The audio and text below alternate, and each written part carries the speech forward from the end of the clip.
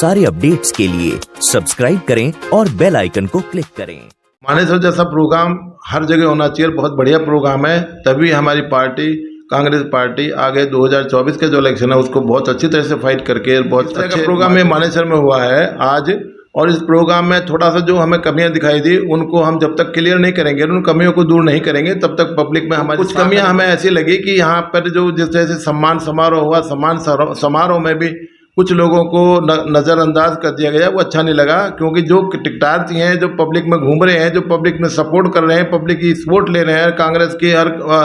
अच्छाइयों को बता रहे हैं, कांग्रेस ने जो काम किए आगे करेगी उन सब के बारे में प्रचार कर रहे हैं गांव-गांव में जाके, हर जगह जाके। तो उन लोगों को भी सम्मान तो कम से कम चाहिए ही चाहिए। अब यहाँ कुछ ऐसा गया कि कुछ लोगों का सम्मान या नहीं हुआ, जो अच्छा नहीं लगा। उससे क्या होता है, पब्लिक में उनकी रैपो में फ़र्क आता है। और पब्लिक कल को जब उनसे बात करेगी तो उनको पब्लिक उस नज़रिए से नहीं देखेगी जिस नज़रिए से सबको देखना चाहिए। तो हमको इस समानता का, सब कैंडिडेट का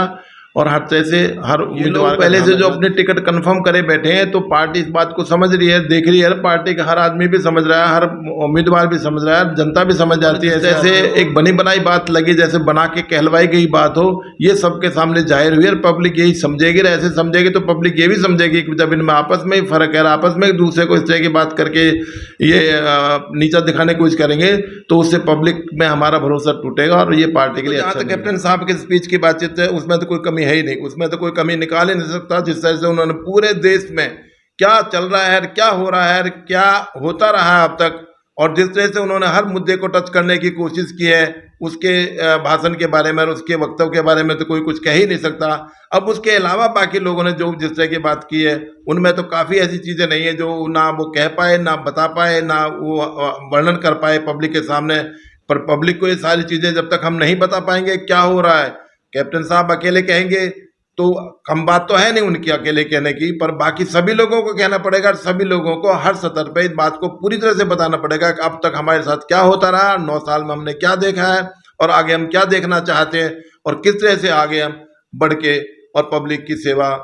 अच्छे तरीके से कर सकते हैं, जिसको अब काफ़ी तरीके से इग्नोर किया जा रहा है, दबाया जा रहा है। पब्लिक की बहुत सी बातें अभी भी बाहर आने में बड़ी दिक्कत आ रही है, जिससे सब दुखी है। आज का जो कार्यक्रम में जिस तरह से मैनेजमेंट था बुलवाने वालों का और मैनेजमेंट कमेटी का,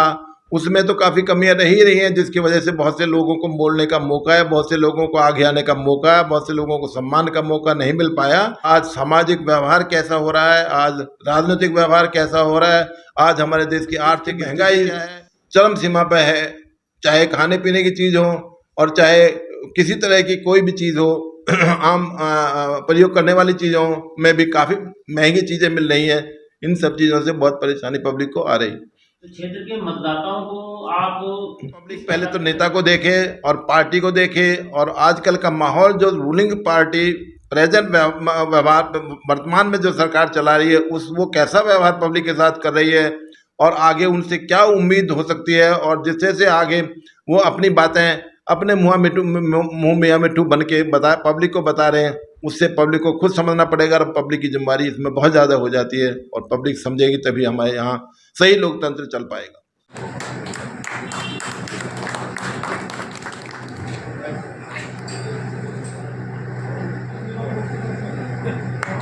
सरपंच साहब का बंदी करना इस बार कांग्रेस सरकार आने वाले टाइम में हमारे जो है लोकसभा के जो है प्रत्याशी कैप्टन अजीत सिंह विषय है, कांग्रेस कमजोर हुई। अजय यादव जी यहाँ के एमपी बने और सुधीर भाई साहब हमारे कॉन्स्टिट्यूंसी के आते हैं, जो बीजेपी को सब कुछ कहना चाहूँगा,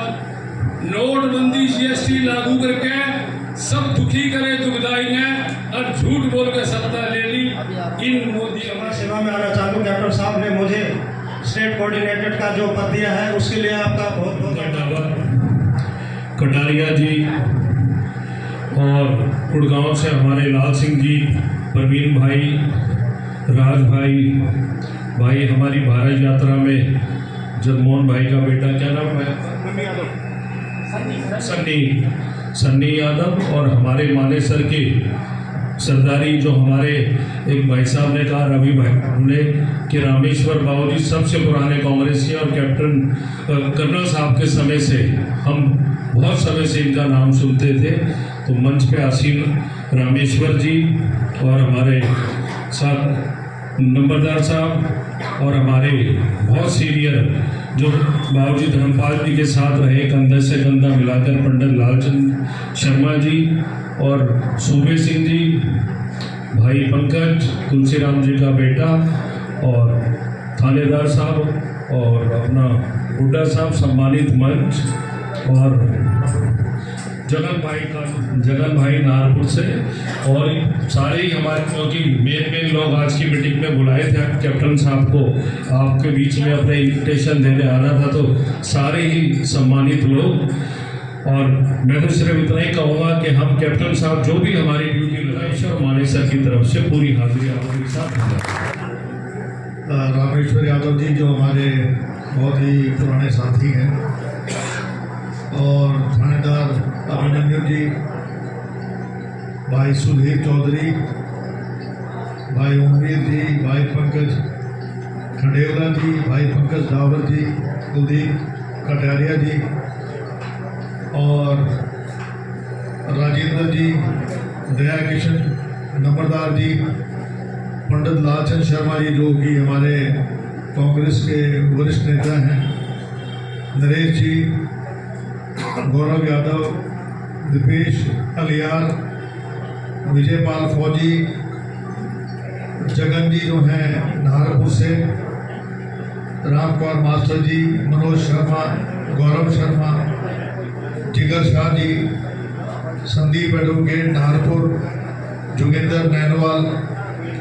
संजय तुर्कापुर, जितेंद्र राज ठेकेदार, प्रवेश जी और भाई हमारे लाल सिंह यादव जो हमारे राष्ट्रीय कोऑर्डिनेटर हैं, प्रवीण यादव, महेंद्र राठी, सनी जिन्होंने हैं, हृदय की गहराई से धन्यवाद करता हूँ। राव इंद्रजीत को जवाब देना चाहिए जनता को, यदि जितने का बजट नहीं उससे ज्यादा कर्जा ले लिया